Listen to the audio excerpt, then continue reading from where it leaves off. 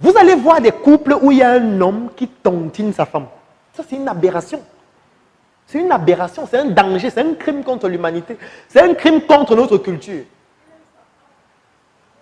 En fait, il est en train de transformer sa femme en bombe humaine sans le savoir. Parce qu'il va prendre tous les jours 10 000, il va donner à sa femme. Il ne sait pas quand il bouffe. Il donne seulement. Il lui donne, elle part, elle cotise. Parfois, elle est dans 30 réunions. Elle ne travaille pas. Elle est seulement couchée à la maison. Chaque fin du mois, on lui donne l'argent. Elle part à la réunion avec sa voiture dans laquelle le carburant, ce n'est pas elle qui paye. On lui donne toujours le carburant. On lui donne l'aménagement. On donne l'assurance de sa voiture. Tout on donne. Elle part seulement à la réunion avec sa belle robe. Elle cotise. Dès qu'elle bouffe, c'est pour pouvoir peut-être améliorer encore ses vêtements, changer sa garde-robe, acheter de nouveaux sacs. En fait, c'est une bombe humaine qu'on est en train de construire progressivement, qui va exploser à tout moment. J'en viens, ce sont des idiots. Tout simplement. Je suis désolé, idiot, c'est un euphémisme. Si dans notre société actuelle, un homme dit qu'il ne veut pas que sa femme travaille, c'est un idiot. Tout simplement. Il n'y a pas un autre mot. Parce que dans nos sociétés culturelles, les femmes étaient plus puissantes que les hommes. Les femmes travaillaient plus que les hommes.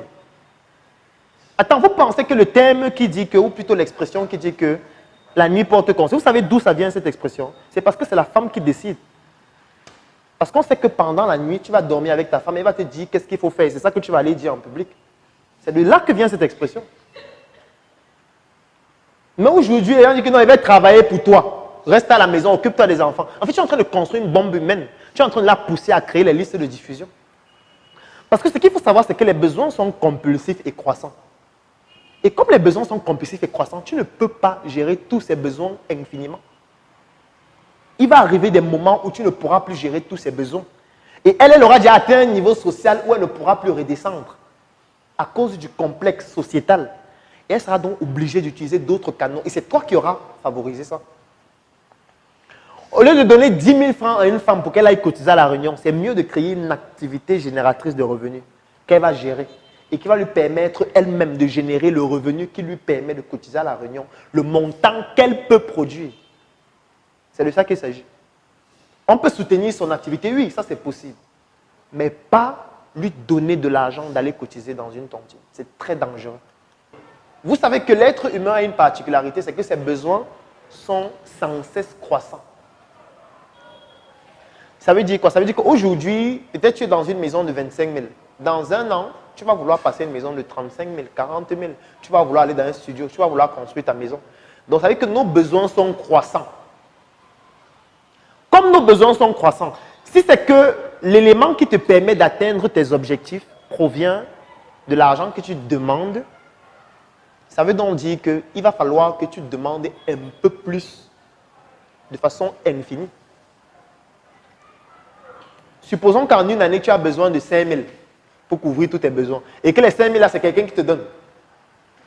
L'année suivante, tu as maintenant besoin de 10 000. Il y a deux cas de figure. Soit tu vas demander à la personne de te donner maintenant 10 000, ce qui est plus compliqué. Soit tu vas chercher deux personnes qui vont te donner 5 000. Et ce sera comme ça infiniment. Ça veut dire quoi? Ça veut dire que le jour où ces personnes vont arrêter de te donner cet argent, tu vas essayer de trouver tous les stratagèmes qu'il faut pour trouver d'autres personnes qui pourront te donner cet argent. Et c'est extrêmement dangereux. C'est pour ça que parfois on se retrouve dans les listes de diffusion. Parce que j'ai expliqué ce que c'est qu'une liste de diffusion. Tu vois la différence entre les deux? Entre celui à qui on donne, il épargne, et celui qui travaille pour gagner avant d'épargner et d'investir après, c'est différent. Ils ne vont pas investir de la même façon. Et même quand on dit investir, il faut investir dans des actifs. L'épargne juste pour épargner, c'est inutile. Je pense que vous le savez. J'ai parlé de l'inflation la dernière fois. Quand vous prenez votre argent, vous gardez dans la caisse, vous gardez sous la couverture, vous gardez à la banque. Chaque année, on applique le taux d'inflation. Et la valeur de l'argent diminue. Et c'est une sorte d'impôt que vous êtes en train de payer juste parce que vous ne faites pas tourner votre argent. C'est pour ça que même quand vous mettez l'argent à la banque, l'argent ne reste pas à la banque. L'argent part tourner parce que si ça reste là, la valeur va diminuer. Donc quand vous déposez votre argent quelque part pour épargner, en fait vous êtes en train d'enrichir quelqu'un. Quand vous épargnez, vous êtes en train d'enrichir quelqu'un. C'est pour ça que ceux qui ont beaucoup d'argent épargnent très peu. Quand vous suivez les gens qu'on dit qu'ils sont milliardaires là, ils épargnent très peu. Ils n'ont pas beaucoup d'argent en banque, il y a l'argent en train de tourner.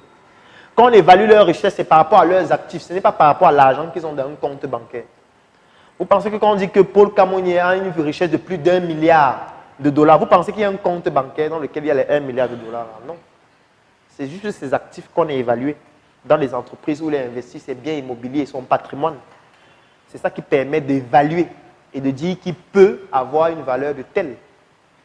Mais nous, on croit que c'est un compte où il y a l'argent. Non, il n'épargne pas. En tout cas, pas comme nous. Je ne sais pas si tu as une réponse à ta question. Donc, quand on dit rotatif, ça veut dire quoi? Ça veut dire que nos sociétés culturelles et traditionnelles avaient compris que chacun d'entre nous a son activité.